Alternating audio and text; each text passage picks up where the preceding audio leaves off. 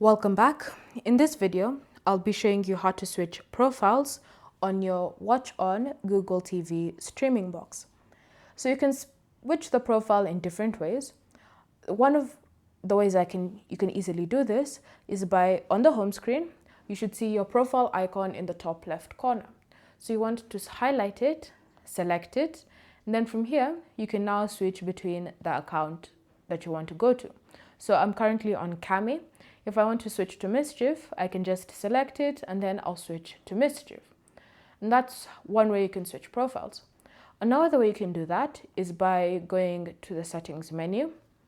And then in settings, you want to select accounts and sign in.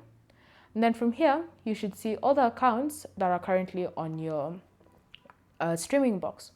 So if you want to switch an account, say for example, I want to switch back to Cami Blue from Mischief, then I can just select Cami Blue, select switch account, and then this will now be the account that I'll be using. And you can tell even the profile icon has changed, which means that I've successfully switched accounts.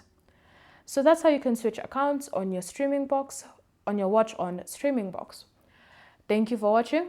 If you have any questions or comments, leave them down below and we'll get back to you.